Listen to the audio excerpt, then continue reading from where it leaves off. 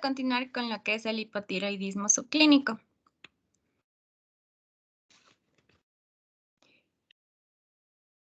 Ya, el hipotiroidismo subclínico va a ser una afección en la que los pacientes son asintomáticos en un 70% o son oligos, pero con manifestaciones inespecíficas para el hipotiroidismo. El cansancio va a ser el síntoma más común en estos pacientes con hipotiroidismo subclínico. Otros síntomas que se informan son la ganancia de peso corporal, piel seca, ralentización cognitiva, también mala memoria, debilidad muscular, intolerancia al frío, estreñimiento, ojos hinchados y ronquera. La causa más común del hipotiroidismo subclínico, que representa entre el 60 al 80% de los casos, es la tiroiditis de Hashimoto, en la que los anticuerpos contra peroxidasa tiroidea suelen estar presentes. Otras causas incluyen la tiroidectomía, también el tratamiento con yodo radiactivo, radiación externa, enfermedades infiltrativas y también el uso de fármacos como la miodarona o el litio. Se diagnostica generalmente de manera incidental mediante exámenes de laboratorio rutinarios. El criterio diagnóstico para el hipotiroidismo subclínico va a ser una TSH sérica de 4.5 a 10 miliunidades por litro, mientras que va a tener T4. Se considera más severa cuando los valores de TSH están mayor a 10 miliunidades por litro. Debido a que la principal causa es la tiroiditis de Hashimoto, también se debe considerar las mediciones de anticuerpos antiperoxidasa tiroidea al evaluar a estos pacientes con hipotiroidismo subclínico. Además, las alteraciones cardiovasculares son frecuentes y hay un riesgo aumentado de dislipidemia y de aterosclerosis. Generalmente la TSH tiene elevaciones transitorias y persistentes, por lo que se recomienda repetir las pruebas 1 a 3 meses posterior a la primera elevación de TSH para así lograr confirmar el diagnóstico. En relación al tratamiento del hipotiroidismo subclínico, les voy a presentar una comparación entre las principales guías americanas y europeas. Según la Asociación Americana de Tiroides o ATA y la Asociación Americana de Endocrinólogos, cuando haya niveles de TSH ligeramente aumentados, menor o igual a 10 miliunidades por litro, el tratamiento se considera según los factores individuales.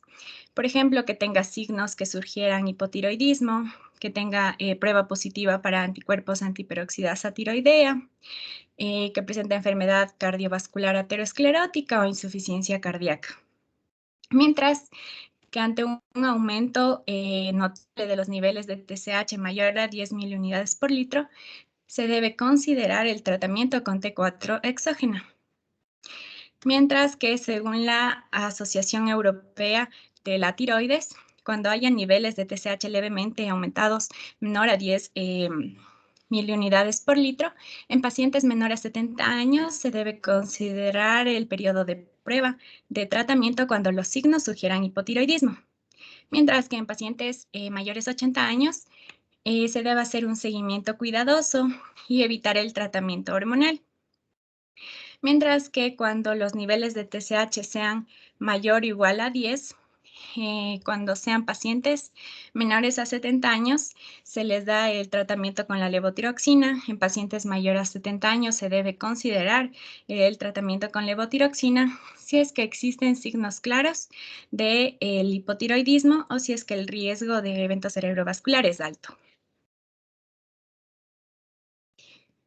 Ya, aquí tenemos un algoritmo diagnóstico del hipotiroidismo basado en lo que son los niveles de TSH y T4 de los diferentes tipos. Así tenemos que cuando nos encontramos con TSH normal, T4 normal es el eutiroidismo. Cuando el TSH está levemente elevado, el T4 está normal, esto es el hipotiroidismo subclínico. Cuando la TSH está alta y la T4 está baja, es el hipotiroidismo primario. Y cuando la TSH está normal o baja y la T4 está baja, nos referimos a un hipotiroidismo central. El pronóstico. Sin tratamiento, el hipotiroidismo puede tener un alto riesgo de morbilidad y mortalidad. Eventualmente puede conducir a lo que es el coma o incluso a la muerte. En los niños, la falta de tratamiento puede provocar un retraso mental grave. Mientras que con tratamiento la mayoría de los pacientes tienen un buen pronóstico y los síntomas suelen revertirse en pocas semanas o meses. Ahora vamos a ver algunas situaciones especiales, comenzando con lo que es el coma mixedematoso. El coma mixedematoso es la expresión más grave del hipotiroidismo y conlleva un desorden importante en varios sistemas, principalmente en el sistema nervioso central. La sepsis va a ser el principal factor precipitante y las infecciones más frecuentes son las urinarias, también la neumonía y la celulitis. Otros factores incluyen quemaduras, retención de dióxido de carbono, traumas, hipotermia e hipoglucemia. Un error frecuente en el diagnóstico del coma mixedematoso es creer que el paciente debe encontrarse comatoso. La manifestación clave va a ser el deterioro del estado mental. También se caracteriza por la presencia de mixedema, que es una hinchazón serosa y seca de la piel, que se produce por la acumulación de proteínas y agua. También se puede presentar hipotensión, bradicardia, hipoventilación, hipotermia y convulsiones. En relación al diagnóstico, es vital un diagnóstico temprano, pues este retraso en el tratamiento empeora el pronóstico. Desafortunadamente, su diagnóstico es difícil tanto por su evolución insidiosa como por la rareza del cuadro.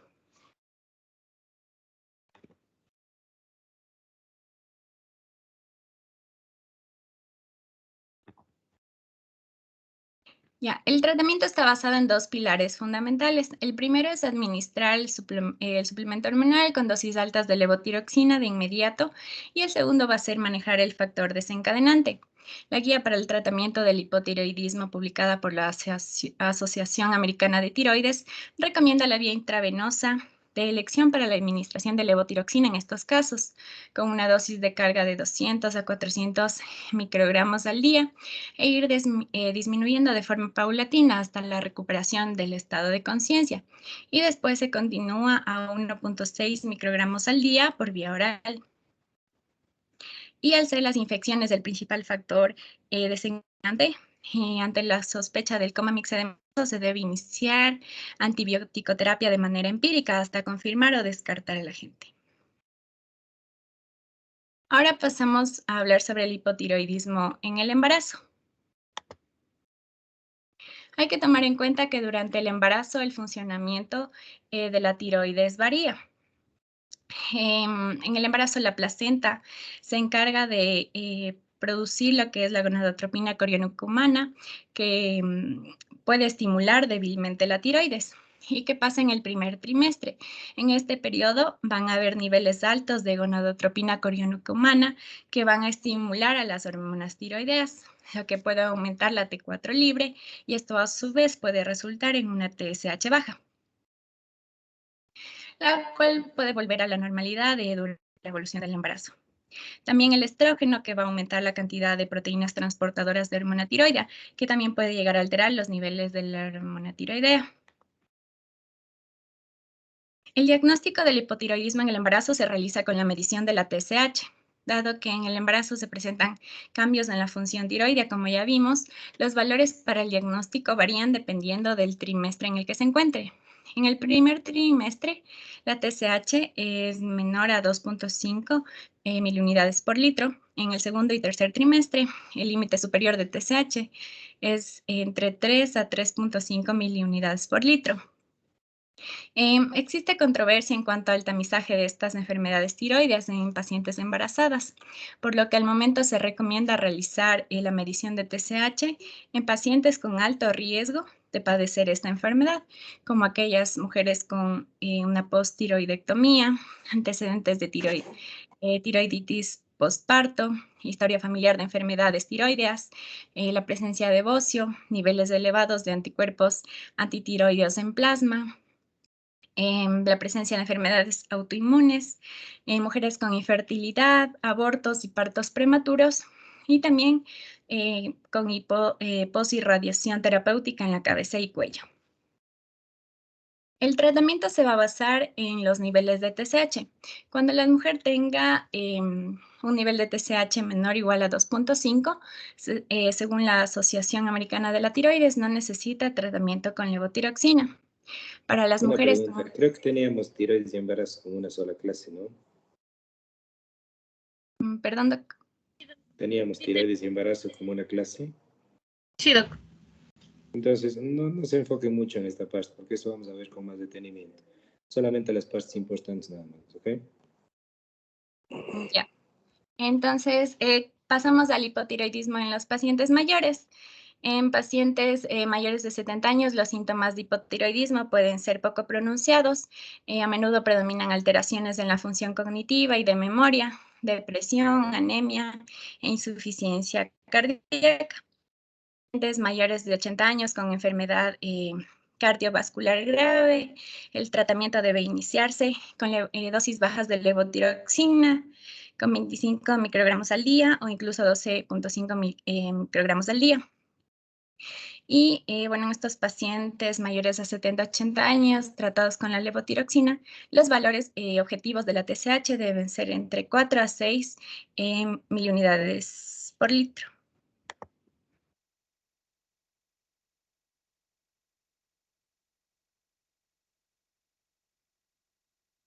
Ahora pasamos a hablar sobre el control del hipotiroidismo y los criterios de referencia en endocrinología. Una vez ya hecho el diagnóstico y establecido el tratamiento, las siguientes pautas serán revisar la guía para realizar un manejo de estos enfermos con hipotiroidismo. A los 6 meses del tratamiento con levotiroxina se deben hacer las determinaciones de los niveles de TSH.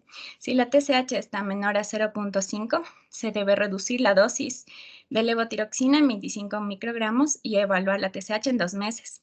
Si la TSH está entre 0.5 y 4.5, se debe mantener el tratamiento igual y pedir TSH de control cada 1 o 2 años. Si es que la TSH está entre 4.5 y 10, se debe evaluar la adherencia al tratamiento y mantenerlo igual. A los 4 meses se debe nuevamente pedir el TSH y según sus resultados se puede proceder conforme a los criterios anteriores. Y si es que persiste entre 4.5 y 10, se debe subir la dosis en 25 microgramos. Y en pacientes mayores a 10 miliunidades por litro se evalúa la adherencia al tratamiento y si es que no hay buena adherencia se debe tomar una nueva muestra para TSH 2 meses después. No es adecuado pedir exámenes como la T3 o la ectomografía tiroidea u otros estudios de imagen, salvo cuando el especialista así lo requiera, ya que estos exámenes no son de utilidad ni para el diagnóstico ni para el manejo del hipotiroidismo. También es muy importante la educación al paciente, explicarle que se trata de una enfermedad crónica y que necesita tratamiento para toda la vida. Recalcar la importancia de seguir el tratamiento de forma regular, tomando el medicamento todos los días y de preferencia en ayunas. Y con respecto a los criterios de referencia a endocrinología, vamos a tener que en los primeros casos va a ser un hipotiroidismo en el embarazo, también cuando la presencia de un nódulo tiroideo palpable o mayor a 1 centímetro. También si la TSH está menor a 0.5, persistente después de 2 meses de reducir la dosis de levotiroxina. O también si la TSH está mayor a 10 miliunidades por litro, a pesar de una buena adherencia al tratamiento y de aumentos de dosis de levotiroxina. Y también ante la sospecha de un hipotiroidismo central. Y a las conclusiones que podemos llegar en esta exposición es que el hipotiroidismo es una enfermedad que se caracteriza por disminución de la actividad funcional de la glándula tiroides y el descenso de la actividad de las hormonas tiroideas a nivel tisular. La principal causa es la deficiencia de yodo, pero en las zonas donde hay consumo suficiente de este mineral, las causas son autoinmunitarias o iatrogénicas. También tenemos que el hipotiroidismo se clasifica en primario, debido a una alteración intrínseca de la tiroides, y central por alteraciones en la hipófisis o hipotálamo.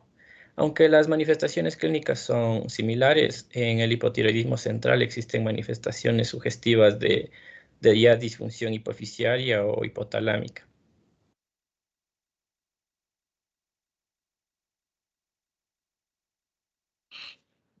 Preguntas que tengan respecto a esto, ¿estuvo bien?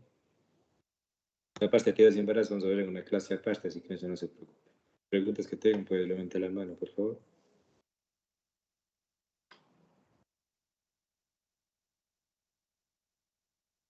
Kevin. Sí, Doc, buenas tardes. Yo tenía una pregunta, ya que en la enfermedad de Hashimoto, como sabemos, la presentación clínica va a ser de un hipotiroidismo y que la única forma de saber es mediante la prueba de anticuerpos. Así que yo quería saber en qué momento es preciso de mandar esta prueba, si es que es en un paciente nuevo o cuál sería una condición para pedir la prueba de los anticuerpos.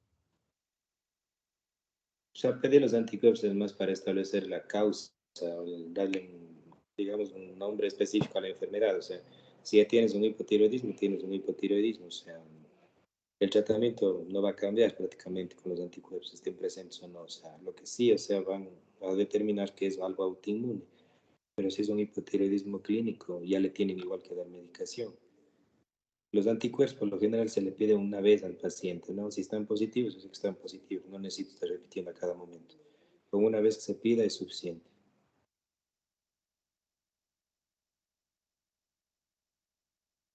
Gracias, Doc. ¿Alguien más?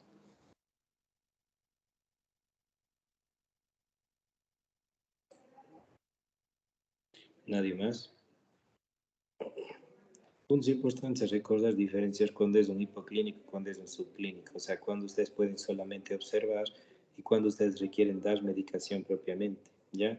No todo paciente con hipotiroidismo requiere medicación de inicio, hablando específicamente del subclínico. Si el clínico diario, yo sé que tengo que dar medicación, pero el subclínico de inicio puede ser observable nada más, excepto en ciertos grupos de pacientes, como colocan a sus compañeros con enfermedad cardiovascular, aterosclerótica, insuficiencia cardíaca, se puede requerir ya el inicio de la medicación para un perfil normal, pero en caso de que sean pacientes jóvenes, sin ningún antecedente con hiposubclínico, de inicio puede ser solamente observación, no tratamiento. Es algo importante a considerar, porque recuerden que cuando ustedes inician el uso de la tiroxina, la mayoría de veces termina siendo un tratamiento de por vida. Entonces, es mejor primero observar en esos casos leves antes de confirmar el diagnóstico, ¿ya? Si no tenemos ninguna pregunta, vamos a la parte de hipertiroidismo, por favor.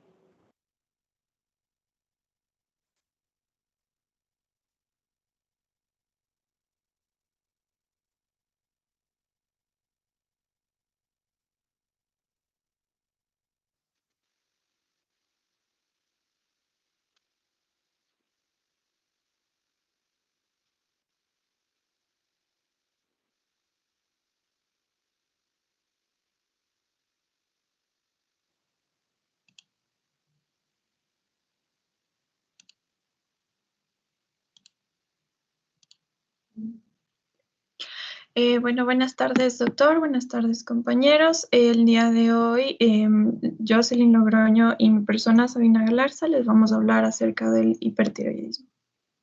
Primero tenemos un índice de contenido chiquito que resume los temas que vamos a tratar el día de hoy. Y vamos a empezar con lo que es el hipertiroidismo. El hipertiroidismo es una afección en la que la glándula tiroides tiene más actividad de la normal y produce demasiada hormona tiroidea. Es decir, hay un aumento en la síntesis de la secreción de hormonas por parte de la propia glándula tiroides. Está hiperactiva. Y también es importante recalcar que siempre que hablamos del hipertiroidismo hay que hacer una distinción entre otro término que suele utilizarse de manera sinónima, aunque en realidad no lo es. La tirotoxicosis hace referencia al síndrome clínico que se presenta cuando se exponen de forma crónica los tejidos a concentraciones elevadas de hormonas tiroideas. Y este no necesariamente es una consecuencia de una hiperfunción tiroidea, como por ejemplo cuando existe un sobretratamiento con levotiroxina. La confusión de ambos términos se entiende porque la mayoría de las ocasiones la tirotoxicosis suele producirse como consecuencia de un hipertiroidismo.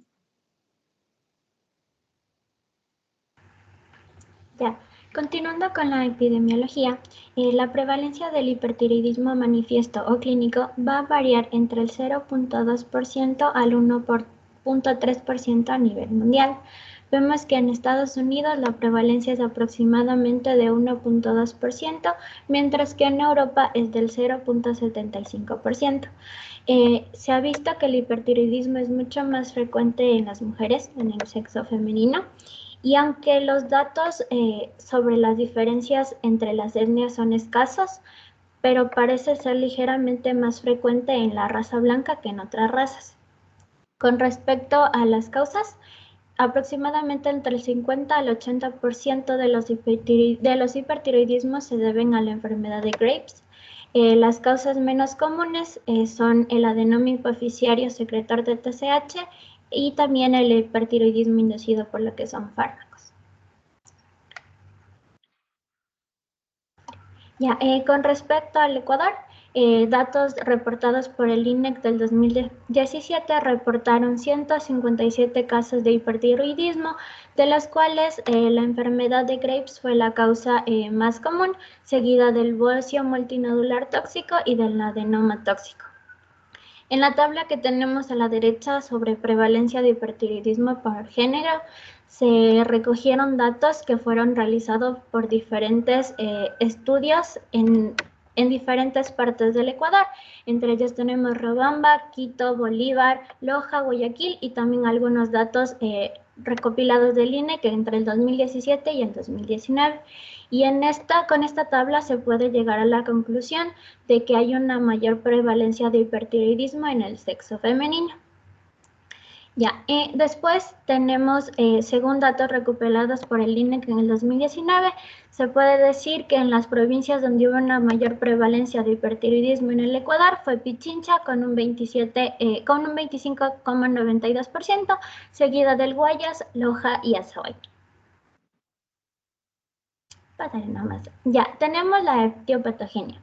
Podemos ver que las principales causas del hipertiroidismo primario son la enfermedad de Graves, de la cual ya vamos a hablar posteriormente, pero en un concepto chiquito podemos decir que es una enfermedad autoinmune donde existen anticuerpos que van a ir en contra del receptor de la TSH, resultando en una estimulación permanente de la glándula tiroidea. Después tenemos lo que es el bocio multinodular y también el adenoma tóxico, que igual vamos a hablar a profundidad más después, pero principalmente su patogenia se debe a la formación de tejido tiroideo que va a secretar hormonas tiroideas con independencia de las concentraciones de TSH.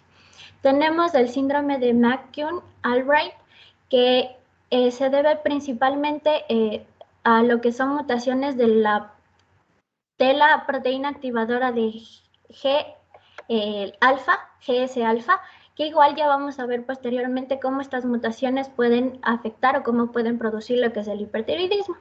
Tenemos lo que es el estroma ovárico, se lo ha venido estudiando, pero principalmente se le asocia con el hipotiroidismo por la producción ectópica de este tumor de hormonas tiroideas, pero también se ha visto que este tumor se puede asociar a varias patologías, especialmente con la enfermedad de Graves.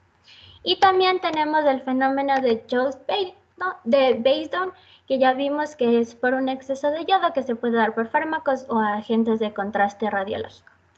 De ahí tenemos lo que es el hipertiroidismo secundario, que se puede dar por un adenoma hipoficiario secretor de TSH, que está asociado al hipertiroidismo por el exceso de secreción de TSH. También tenemos el síndrome de resistencia hormona tiroidea, que se asocia principalmente con el hipotiroidismo por lo que es la alteración o alteraciones genéticas, especialmente en los genes que codifican lo que es el receptor de la hormona tiroidea beta. ¿Ya? De ahí tenemos lo que son los tumores secretores de gonadotropinas y también la hiperémesis gravídica, que se asocian principalmente con el hipertiroidismo por el exceso de secreción de la gonadotropina coriónica humana, que como ya dijeron nuestros compañeros, esta tiene un leve efecto de estimular a la hormona tiroidea y cuando existen grandes cantidades de esta hormona puede producirse lo que es el hipertiroidismo. Pásale, por favor. Ya, Cuando hay que recordar que las hormonas tiroideas regulan el metabolismo basal de nuestro organismo. Entonces, cuando existe un aumento o un exceso de estas hormonas, todas las funciones de nuestro organismo se aceleran, ¿ya? Entonces, los principales signos que se presentan en el hipertiroidismo son la taquicardia, los temblores, el bocio. También se puede presentar piel caliente y húmeda, debilidad muscular, miopía proximal, lo que es la retracción palpebral o respuesta palpebral lenta, también lo que es ginecomastia, y con respecto a los síntomas más comunes es la hiperactividad, irritabilidad, disforia. Hay una intolerancia al calor y diaforesis. Se presentan lo que son palpitaciones, fatiga y debilidad, pérdida de peso, pero hay que decir que ahí se produce un aumento del apetito. También se puede producir diarrea, poliuria, goligomenorrea y pérdida de líbido. En el anciano, las manifestaciones clínicas del hipertiroidismo pueden ser sutiles o verse enmascaradas por síntomas principalmente como la fatiga y la pérdida de peso, y a esto se le conoce como la tirotoxicosis hepática. Hay también otra forma de inicio del hipertiroidismo que, aunque es frecuente, se lo denomina la crisis tirotóxica, que ya lo vamos a ver a fondo posteriormente.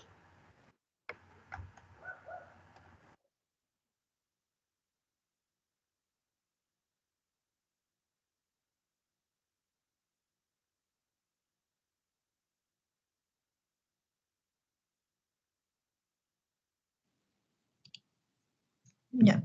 En cuanto al diagnóstico del hipertiroidismo, vamos a tener que este se lo realiza mediante la historia clínica detallada, mediante un buen examen físico y también mediante pruebas complementarias. La historia clínica es fundamental para la sospecha de la enfermedad y la orientación de las pruebas a elegir, más aún si es que existen familiares que también tienen trastornos tiroideos. En cuanto al examen físico, este es de vital importancia y primero debe hacerse una exploración general en busca de hallazgos que nos hagan sospechar de una enfermedad tiroidea. Por ejemplo, ya vamos a ver más adelante, pero encontrar unos ojos brillantes con poco parpadeo y mirada de asombro puede ser indicativo de una enfermedad de Graves. Posteriormente, la exploración se debe centrar en lo que es la tiroides. Aquí tenemos un video rápido de cómo se realiza la palpación de esta glándula.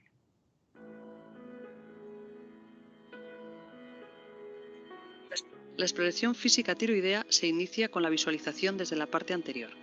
Primero, miramos al paciente de frente en la zona cervical inferior. Si el tiroides es de tamaño normal, no lo veremos. Debemos solicitar al paciente que hiperextienda el cuello para ver mejor si existe un aumento de la glándula tiroidea. Y por último, le pedimos que trague, porque la glándula tiroidea es la única estructura, excepto la tráquea, que se moviliza con la deglución. Las adenopatías y otras patologías cervicales no se mueven al tragar. Pasamos a la palpación del tiroides. Nos colocamos justo detrás de él y colocamos los dedos corazón sobre la horquilla external, de forma que los dedos índice quedan colocados sobre los lóbulos tiroideos. Movemos levemente los dedos hacia arriba y hacia abajo y hacemos tragar al paciente para comprobar que estamos palpando ambos lóbulos tiroideos y el istmo. Intentamos delimitar, si los hubiera, la presencia de nódulos tiroideos. Asimismo, debemos describir la consistencia del tiroides, que será blanda y elástica, y si se moviliza bien. Por tanto, debemos sospechar malignidad si no se moviliza bien o si es de consistencia dura, firme o pétrea. Por último, debemos explorar el resto de estructuras cervicales, especialmente las cadenas ganglionares pre- y paratraqueales y laterocervicales, desde la parte supraclavicular hasta las glándulas submaxilares. Después tenemos también el uso de las pruebas complementarias, que se dividen en varias, empezando por primero las pruebas de función tiroidea. El diagnóstico de hipertiroidismo generalmente es confirmado con estas pruebas del laboratorio y estas miden lo que es la cantidad de las hormonas tiroideas, tanto tiroxina libre como también puede ser, cuando lo soliciten los doctores, treyodotironina libre y la hormona estimulante de la tiroides en la sangre. Es así que un nivel alto de las hormonas tiroideas junto con un nivel bajo de la TSH es común cuando tenemos una glándula que está hiperactiva. En algunos pacientes hipertiroideos, la concentración de T4 no se encuentra elevada, por lo que en estos casos es bueno pedir la T3 y esta suele sí estar elevada, por ejemplo, en los casos de la tirotoxicosis. De igual forma también, entonces podemos decir que el diagnóstico de un hipertiroidismo se utiliza básicamente los niveles de T4 libre y los niveles de TSH. Tomemos en cuenta que cuando existe una temprana etapa en la enfermedad, la TSH podría estar suprimida, pero puede cursar con valores normales de T4, lo cual ya vamos a ver, pero a breves rasgos nos podría indicar un hipertiroidismo subclínico que se define como la presencia de niveles normales de T3 y de T4, pero niveles bajos de TSH. De igual forma, después de los 40 años de edad, por cada incremento de 10 años, se espera un aumento fisiológico de la TSH en 0.3 miliunidades sobre litro, con valores que pueden ascender hasta 6 u 8 en la séptima a octava décadas de vida. Esto nos indica que no solo debemos interpretar el valor normal como tal, sino también en un contexto del paciente. Luego tenemos lo que son los anticuerpos antitiroideos, empezando con la antitiroglobulina, que como ya vimos va a estar presente en la tiroiditis de Hashimoto, es decir, en hipotiroidismo. Luego tenemos la antiperoxidasa tiroidea. Esta, cuando está positiva, sugiere la presencia de una enfermedad autoinmune de la tiroides, que podría ser la tiroiditis de Hashimoto o también una enfermedad de Graves. Y luego tenemos la TSI o inmunoglobulina estimulante del tiroides. Estos son anticuerpos que estimulan el receptor de TSH en la enfermedad de Graves y se cuantifican con mayor frecuencia mediante el análisis de desplazamiento de marcadores comercialmente disponibles denominados TIRAD, bajo el supuesto de que las concentraciones elevadas en el caso del hipertiroidismo clínico reflejan lo que son los efectos estimuladores en el receptor de la TSH. Estos son detectados en el 97% de los pacientes que tienen la enfermedad de Graves y no solo aportan información al diagnóstico, sino también en el seguimiento y en la recidiva de la enfermedad. Luego tenemos lo que son los estudios por imagen. La ecografía tiroidea es de valor diagnóstico en estos casos y también constituye el método de elección para el estudio morfológico de la tiroides debido a su gran sensibilidad para detectar los nódulos cuando son de pequeño tamaño. También es útil para diferenciar la patología nodular de la patología tiroidea difusa y además permite valorar el aumento de la glándula y la extensión de la enfermedad. También, aunque existen algunas características dentro de la ecografía que nos pueden sugerir la benignidad o la malignidad de los nódulos, no nos ayuda a diferenciarlo con total seguridad. Sin embargo, sí nos sirve para la realización como una guía de una punción-aspiración con aguja fina, lo cual nos ayuda a disminuir una tasa de toma de muestras inadecuadas y un error de muestreo. Y nos sirve obviamente para realizar lo que es la citología. Luego tenemos la prueba de captación de yodo radiactivo y gammagrafía tiroidea.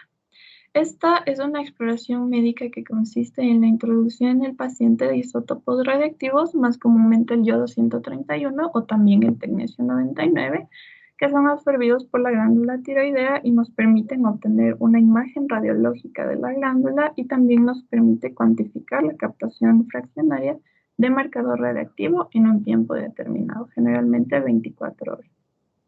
Es decir, esta prueba se basa en las características funcionales de la tiroides reflejadas mediante la distribución del isótopo sobre la glándula.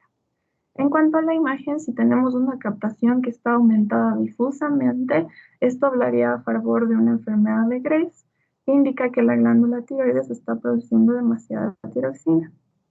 Si en cambio nos encontramos con nódulos hipercaptantes, este se trataría de un bocio multinodular hiperfuncionante o tóxico. Y si la captación se produce en un solo nódulo, podría tratarse más bien de un adenoma tóxico. También, si es que hay una ausencia de captación, nos podría indicar la presencia de un hipertiroidismo más bien exógeno, como por ejemplo un exceso de tratamiento con hormona tiroidea o fármacos también que lo puedan producir. Además, esta prueba se ha demostrado de gran utilidad para la localización de tejido tiroideo ectópico, una valoración funcional de la captación y organificación de las hormonas tiroideas y la identificación de una enfermedad tumoral persistente o recurrente. En cuanto a la absorción, una gran absorción de yodo nos indica que la glándula tiroides está produciendo demasiada tiroxina y las causas más probables son una enfermedad de Graves o unos nódulos tiroideos hiperactivos. Si la absorción de yodo, en cambio, es baja, indica que la tiroxina almacenada en la glándula se está liberando en el torrente sanguíneo, lo cual nos puede indicar una tiroiditis, un hipertiroidismo iatrogénico o inducido por amiloidosis. De igual forma, la gamografía tiroidea no se suele utilizar en valoración rutinaria de los pacientes que tienen nódulos tiroideos, pero sí se le realiza cuando existe una sospecha también de malignidad. Luego tenemos la radiología simple, la TAG y la resonancia magnética. Estas son técnicas menos sensibles que la ecografía para la detección de lesiones intratiroideas y su utilidad fundamental está más bien en el estudio de la extensión mediastínica o retroesternal del tiroides o también de las metástasis de una posible neoplasia tardía. Por ejemplo, en el caso muy infrecuente de un tumor secretor de TSH, existiría, además de la clínica de hipertiroidismo bóseo, los valores elevados de T4 y disminuidos de TSH, estaría indicada la realización de una resonancia magnética para localizarlo anatómicamente. Y luego tenemos la citología o los estudios histológicos. Estos se realizan mediante una punción, aspiración con aguja fina, que nos ayuda a dar el diagnóstico citológico definitivo sobre la enfermedad tiroidea. En los casos del hipertiroidismo, esta es poca utilizada, ya que la clínica y las pruebas hormonales que ya vimos suelen ser suficientes para el diagnóstico. Entonces, podemos decir que el diagnóstico etiológico del hipertiroidismo se realiza por la anamnesis personal y familiar, los datos clínicos, los valores bioquímicos y las exploraciones morfológicas tiroideas en caso de que sean necesarias. En cuanto al tratamiento, tenemos varias opciones de tratamiento dependiendo de la enfermedad de la cual se trate, entre los cuales tenemos los fármacos antitiroideos, los betabloqueantes, la utilización de radioyodo y la tiroidectomía o cirugía. Primero vamos a ver los fármacos antitiroideos. Hay tres tipos, el carbimazol, el metimazol y el propiltiuracilo. Los tres lo que hacen es inhibir la función de la antiperoxidasa tiroidea, reduciendo así la oxidación y la organificación del yoduro, de modo que obstruyen la capacidad de la glándula tiroides de producir la hormona tiroidea.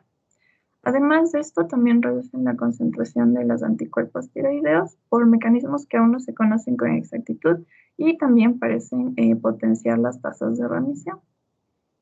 Estos medicamentos funcionan bien para lo que es el control de una glándula hiperactiva y controlar el hipertiroidismo rápidamente sin causar un daño permanente en la glándula tiroides.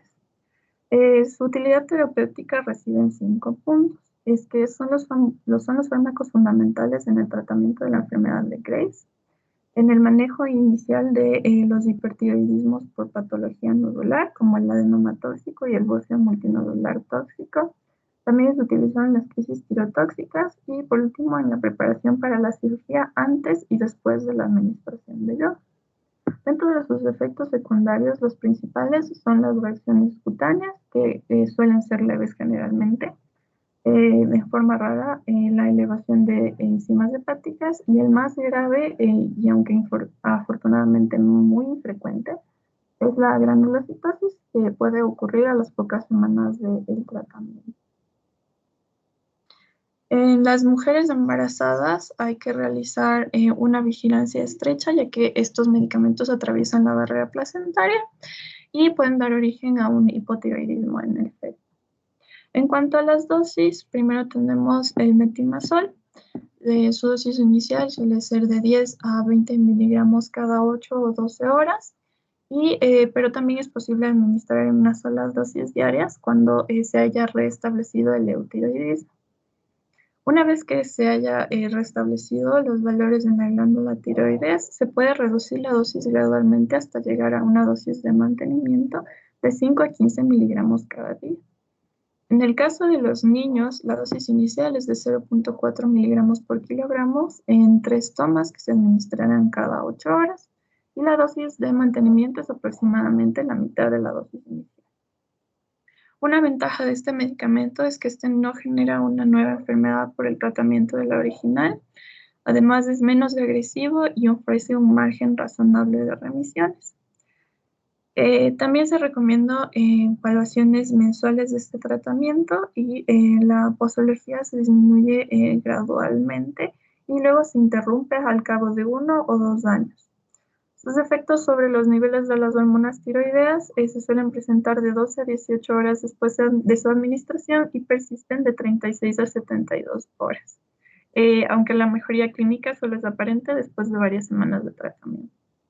En cuanto al carbimazol, este es un precursor del producto activo del metimazol, por lo que la dosis inicial de tratamiento y la dosis de mantenimiento es similar a la del metimazol. En niños y también en adolescentes, la dosis inicial va a ser de 0,75 a 1 miligramo por kilogramo al día cada 8 horas, mientras la dosis de mantenimiento igual es del 50% de la dosis inicial. En cuanto al propiltiogracilo, en adultos se administran dosis de 100 a 200 miligramos cada 6 a 8 horas y se suele administrar dosis divididas durante todo el ciclo. Luego de establecer un eutiroidismo, se puede reducir hasta llegar a 50 a 150 miligramos diarios de este medicamento. Y en los niños de 6 a 10 años se suele iniciar con 50 a 150 miligramos por decilitros y en mayores de 10 años de 150 a 300 miligramos por día. La mejoría con este medicamento se advierte en 1 a 3 semanas y el control de los síntomas es un poco más largo y se obtiene en 1 o 2 meses. Y el tratamiento se suele continuar por al menos 1 año y en ocasiones hasta 18 meses. El propiltiogracilo tiene una vida media más corta que la del metimazol, por lo que se requiere fragmentar en varias dosis diarias, que al contrario, como vimos, esto puede ser una vez al día. Este también es menos eficaz que el metimazol y tiene más efectos secundarios. Dada la hepatotoxicidad que se encontró que produce, la FDA ha limitado las indicaciones para su uso el primer trimestre de embarazo, en una tormenta tiroidea y en pacientes que tienen reacciones adversas con el metimazol. Ya. También es importante saber que se utilizan los antitiroideos en combinación con levotiroxina cuando hay un manejo de una hipofunción tiroidea. En estos casos se busca el bloqueo absoluto en la producción de hormonas por el tiroides y mantener el eutiroidismo mediante el aporte exógeno de la levotiroxina. Por último tenemos los controles. Esta es de una T4 libre y una de TSH a las 4 semanas de iniciar el tratamiento y luego cada 4 a 6 semanas hasta la normalización. Y luego se pueden realizar tratamientos cada año. Luego tenemos el uso de beta bloqueantes. Esto lo que hacen también es obstruir la acción de la hormona tiroidea en el cuerpo. Y con estos, sobre todo, se consigue una rápida mejoría clínica de los síntomas y los signos derivados de la actividad adrenérgica. Estos se emplean en la preparación para la cirugía, en crisis tirotóxicas y también hasta que hagan efecto los antitiroides. Estos no actúan inhibiendo la síntesis, el exceso de la hormona tiroidea, sino simplemente nos ayudan a mejorar la clínica adrenérgica. Estos le suelen hacer sentir mejor al paciente en cuestión de horas, aún así cuando ellos no hayan cambiado los niveles de hormona tiroidea en su sangre. Y también pueden ser extremadamente útiles en lo que es reducir la frecuencia cardíaca, los temblores y el nerviosismo, hasta que las otras formas del tratamiento hayan tenido la oportunidad de realizar su efecto. Generalmente se utiliza el propanolol en dosis de 20 a 40 miligramos cada 6 a 8 horas o el atenolol de 25 a 100 miligramos por día. Dentro de sus contraindicaciones tenemos el asma bronquial, la insuficiencia cardíaca de bajo gasto, el bloqueo auriculoventricular o fenómeno de Raynaud, y en estos casos se recomienda su cambio por verapamilo o diltiazem. Luego tenemos el tratamiento con yodo radiactivo. esta es otra manera de tratar el hipertiroidismo y lo hace mediante el daño o la destrucción de las células tiroideas que producen las hormonas tiroideas. El yodo radioactivo utilizado en este tratamiento se administra por vía oral, usualmente en forma de una cápsula pequeñita que se toma una sola vez. Como las células tiroideas necesitan el yodo para producir hormonas, ellas captarán cualquier forma de yodo que esté en la sangre, sea este radiactivo o no lo sea. Una vez que se traga, el yodo radiactivo penetra en la corriente sanguínea y es captado rápidamente por las hormonas tiroideas que están hiperactivas. También es importante saber que el yodo que no es captado por las células tiroideas desaparece del cuerpo en cuestión de días y es eliminado en la orina o es transformado por descomposición en un estado no radiactivo. En un periodo de varias semanas a varios meses, durante el cual se puede utilizar tratamiento con antitiroides para controlar los síntomas, el yodo radiactivo llega a dañar las células que lo han captado. Como resultado, la tiroides o los nódulos tiroideos se reducen en tamaño y el nivel de la hormona tiroidea en la sangre vuelve a ser normal. A veces los pacientes seguirán teniendo hipertiroidismo, pero generalmente menos severo que antes. Y para estos pacientes se suele utilizar un segundo tratamiento en caso de ser necesario y apropiado. Más frecuentemente, después de unos pocos meses, va a sobrevenir lo que es el hipotiroidismo. Y de hecho, la mayoría de los pacientes que son tratados con yodo radioactivo lo desarrollan. En cuanto a las indicaciones de su uso, tenemos la enfermedad de Graves, el bocio multinodular tóxico, el adenoma tóxico tiroideo, la falla terapéutica con el uso de los antitiroideos, una reacción alérgica a estos, una recidiva en la cirugía y contraindicaciones para el tratamiento médico o quirúrgico. En cuanto a las contraindicaciones de su uso, están durante el embarazo y la lactancia, es una contraindicación absoluta gracias a la posibilidad de hipotiroidismo fetal o neonatal. Tenemos el bocio gigante con fenómenos compresivos y también entre una sospecha de malignidad. En cuanto a la dosificación, esta se puede calcular en función del tamaño de la glándula de tiroides y también de la prueba de captación de radioyodo. Generalmente se suele utilizar 80 a 200 microcuries por gramo de tejido tiroideo. Dentro de las recomendaciones está realizar una prueba de embarazo en mujeres en edad fértil antes de la administración de esta, un tratamiento previo con los antitiroideos y después de la administración de este continuar el tratamiento con propalanol por varios meses hasta que haga efecto. Dentro de las complicaciones, como ya mencioné, está el hipotiroidismo, que puede ser transitorio o permanente en hasta 40 a 70% de los pacientes, el hipoparatiroidismo transitorio y una recidiva del hipertiroidismo que se considera cuando persiste después de 12 meses de haber administrado el yodo radioactivo. Luego tenemos los controles de T4 libre cada 4 a 6 semanas durante los 3 primeros meses, y luego durante el primer año y luego se utiliza anualmente. Luego tenemos la cirugía o tiroidectomía. Esta, como vemos en la imagen, es la extirpación quirúrgica, puede ser de la totalidad o de una parte de la glándula tiroidea. Y la porción que se extrae durante este procedimiento va a depender del motivo de la cirugía.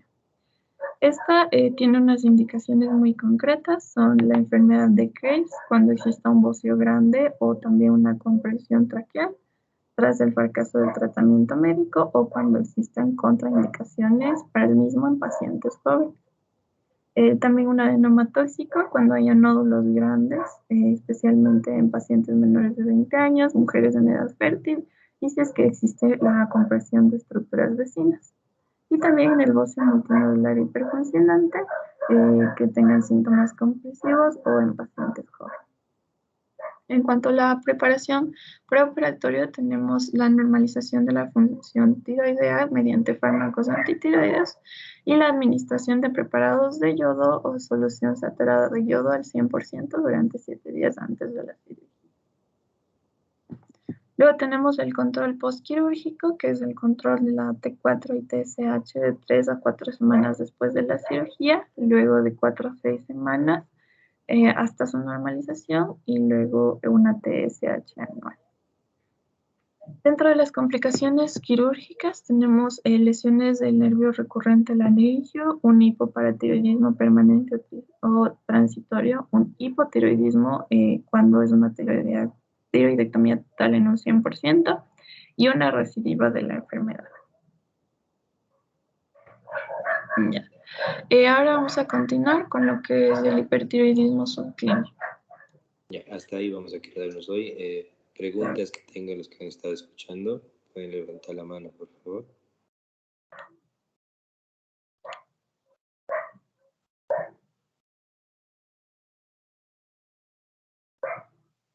Denise. Doctora, a mí me quedó una duda sobre en qué momento yo debo pedir empezar el tratamiento con yodo radioactivo. ¿En qué momento yo digo necesito utilizar el yodo radioactivo? Porque como los compañeros mencionaron, los primeros medicamentos que estaban utilizando. Ya, a ver, como expusieron sus compañeras, existen 3 opciones, lo que es la cirugía, el yodo o la medicación oral. Por lo general, siempre se inicia con medicación oral, salvo existe alguna contraindicación, debido a que no puedo mandar directamente a cirugía a un paciente hipertiroide porque me puede dar una crisis tirotóxica. Igual, no puedo mandarle a yodo directamente a un paciente en hipertiroidismo descompensado, porque igualmente me puede dar una crisis tirotóxica. De base, por lo general, siempre se recomienda iniciar con medicación oral hasta normalizar el perfil o ver la respuesta a la medicación, y si no existe una respuesta, pasar a iodoterapia, o si no hay la buena, no, medicamento tiene efecto adverso, también se opta por la iodoterapia. La iodoterapia es como la segunda opción en sí en ese grupo de pacientes. Generalmente siempre se inicia con la medicación oral. En caso de que la medicación oral no cumple su función, y eso ya se ve en los primeros meses de tratamiento, busco otra opción, que puede ser yodo, si el paciente no tiene ninguna lesión sospechosa a nivel de tiroides, o cirugía en caso de que yo tenga alguna lesión sospechosa o positiva para malignidad incluida. ¿Okay? Ya, gracias, doctor. ¿Alguien más?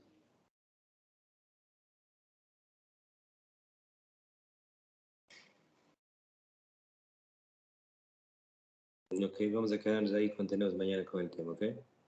¿Listo? Hasta mañana.